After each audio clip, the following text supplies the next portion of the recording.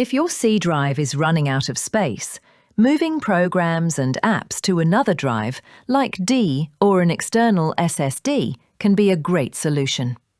But here's the problem. Windows doesn't provide a direct way to move most installed programs, and simply copying folders usually causes errors.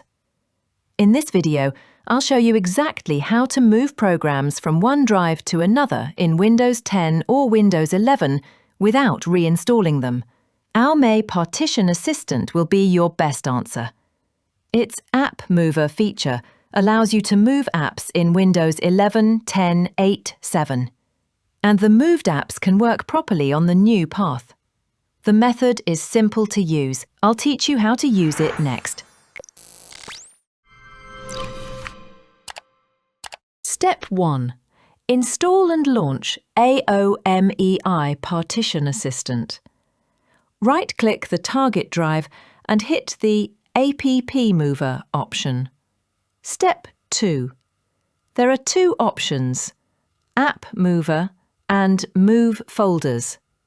Here we choose App Mover. If you need to move folders from C drive to D drive, you can select the latter one. Step 3. Then select the C drive and click Next. Step 4. Choose the apps you want to move and select the destination location, then click Move. Step 5.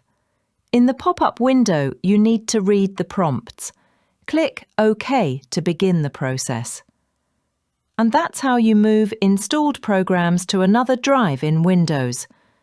By doing this, you free up valuable space on your C drive and improve system performance without the hassle of reinstalling software. If you found this tutorial useful, don't forget to like, subscribe for more Windows tips, and leave a comment if you need extra help.